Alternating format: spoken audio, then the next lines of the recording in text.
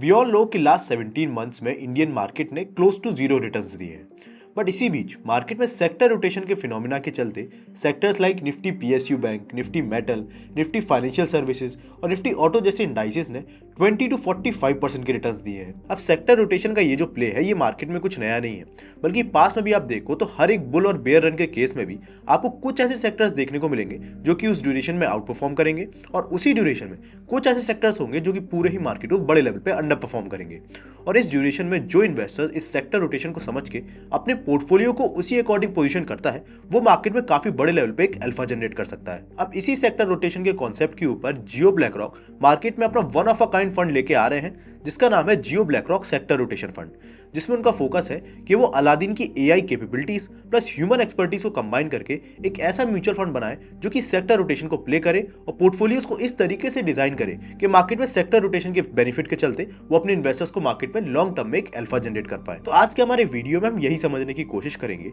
कि जियो ब्लैकरॉक ऐसा कैसे करने वाले हैं, जिसके लिए सबसे पहले हम इस फंड का पूरा ही इन्वेस्टिंग प्रोसेस और मैकेनिज्म समझेंगे। सेकेंडली हम इनके बैक टेस्टेड डेटा को एनालाइज करेंगे और समझेंगे कि इन फ्यूचर ये क्या क्लेम कर रहे हैं कि किस तरीके के रिटर्न्स आप एक्सपेक्ट कर सकते हो इस फंड से।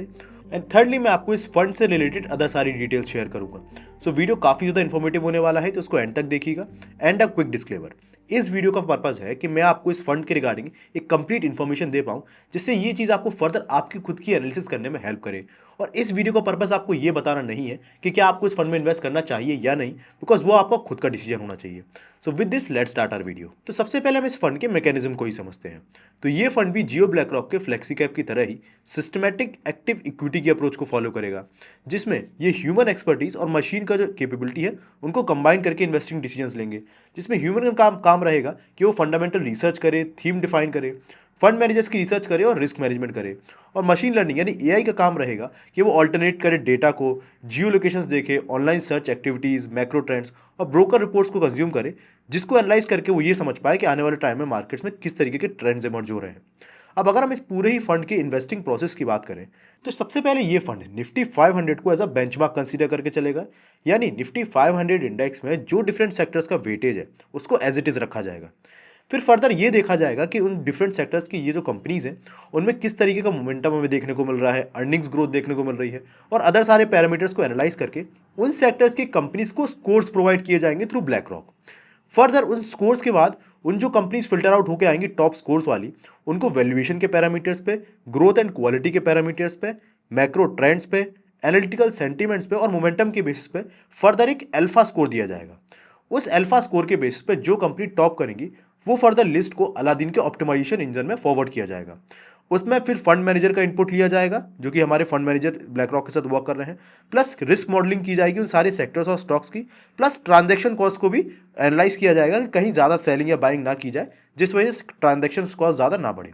फर्दर उसके बेसिस पे जो सारे ही सेक्टर्स सबसे अच्छा मोमेंटम स्कोर प्रोवाइड कर रही होंगे और अल्फा स्कोर दे रहे होंगे उनको उसी मोमेंटम स्कोर के अकॉर्डिंग सेक्टर वाइज वेटेज दिया जाएगा उस पूरे पोर्टफोलियो में। यानी जिस सेगमेंट में देखा जाएगा कि इस सेक्टर के ज़्यादा अच्छे रिटर्न्स देखने को मिल रहा है कंपनीज के, उनका वेटेज ज़्यादा रहेगा, और जिन सेक्टर की कंपनीज का मोमेंटम कम रहेगा उनका जो वेटेज है वो कट कर दिया जाएगा। और फर्दर इसी के बाद एक फर्दर ऑप्टिमाइज पोर्टफोलियो बनाया जाएगा जिसमें उसी अकॉर्डिंग सारे सेक्टर का वेटेज दिया जाएगा, और इसी तरीके से एक ऑप्टिमाइज पोर्टफोलियो डिजाइन किया जाएगा जो कि टाइमली बेसिस पे सेक्टर रोटेशन को ट्रैक करके उसी तरीके से अपने पोर्टफोलियो को डिजाइन करेगा। अब सेकेंडली हम बात करते हैं इनकी एक्टिव इक्विटी की अप्रोच के ऊपर। तो इस अप्रोच के अंदर ये 3 मेन पिलर्स पे फोकस करेंगे।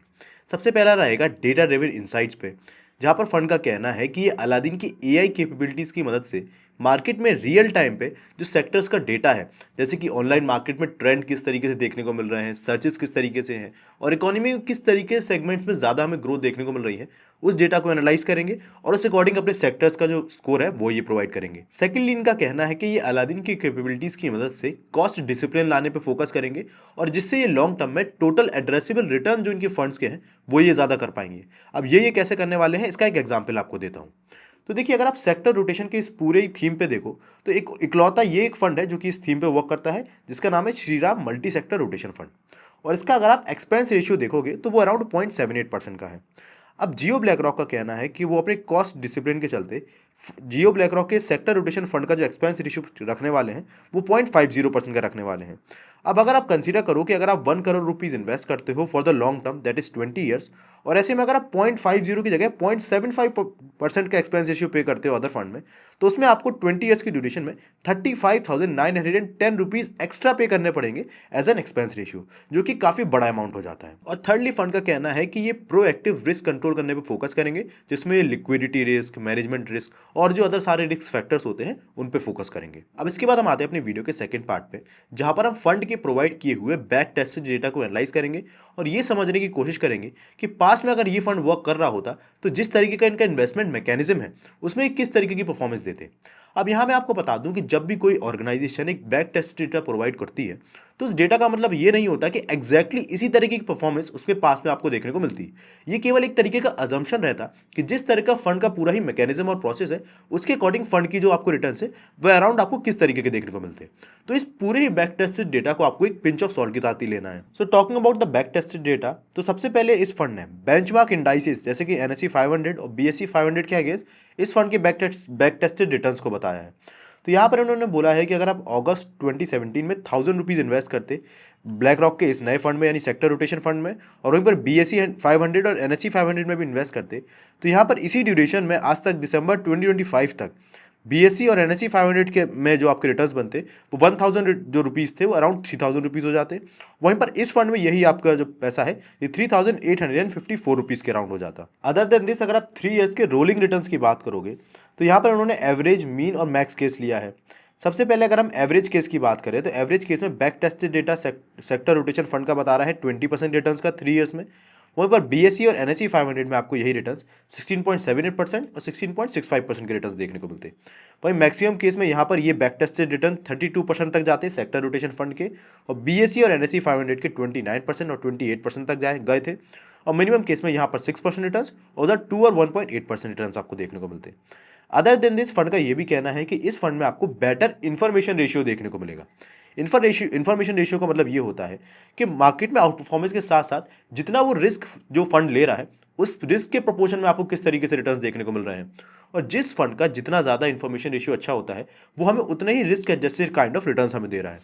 तो यहाँ पर हमें देखने को मिल रहा है कि 1 ईयर में आपको जहाँ पर बैक टेस्टेड डेटा बता रहा है फंड का -2.45% का रिटर्न्स जब मार्केट फॉल हुआ, वहीं इससे ज़्यादा बड़ा फॉल आपको NSE और BSE 500 में देखने को मिला है। और इसी बैक टेस्ट डेटा में 3 ईयर्स और 5 ईयर्स के रिटर्न्स बेसिस पे भी आपको बेटर परफॉर्मेंस देखने को मिली है। अब इसके बाद हम आते हैं अपनी वीडियो के लास्ट पार्ट में, जहाँ पर मैं आपके साथ इस फंड से रिगार्डिंग अदर सारी डिटेल्स शेयर करता हूँ। अदर देन दिस अगर हम एक्सपेंस रेशियो की बात करें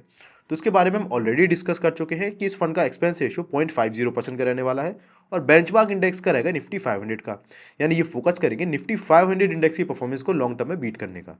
स्कीम की कैटेगरी इक्विटी में ही रहेगी और ये थीमेटिक कैटेगरी का फंड रहेगा और एग्जिट लोड इस फंड में नील रहेगा। अब इसके बाद लास्टली अगर मैं अपना ऑनेस्ट ओपिनियन आपके साथ शेयर करूं इस फंड से रिगार्डिंग, तो देखिए नो डाउट ब्लैक रॉक का जो अलादीन टूल है ये काफ़ी केपेबल और काफ़ी पावरफुल टूल है, जिसके पास AI की जो कैपेबिलिटीज़ है वो काफ़ी अच्छी डेटा ड्रिवन आपको इंसाइट देता है। पर स्टिल हमें यहाँ पर ये ध्यान रखना पड़ेगा कि ये एक NFO ही है।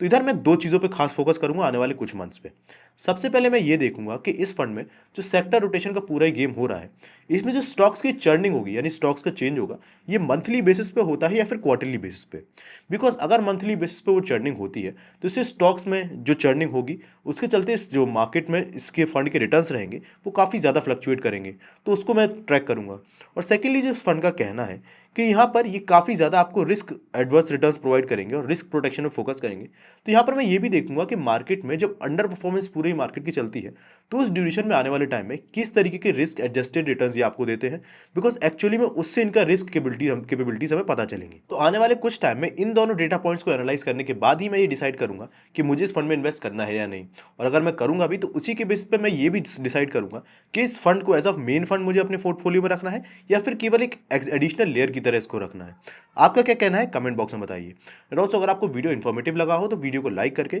चैनल को सब्सक्राइब कर दीजिएगा and do press that bell icon, जिससे फ्यूचर में भी इस तरीके के इन्फॉर्मेटिव वीडियोस की नोटिफिकेशन आपको सबसे पहले मिल जाए। सो विद दिस हम अपने वीडियो को यहीं पर एंड करते हैं। Thanks for watching this video till the end. हम मिलेंगे अपने नेक्स्ट वीडियो में, तब तक के लिए बाय बाय।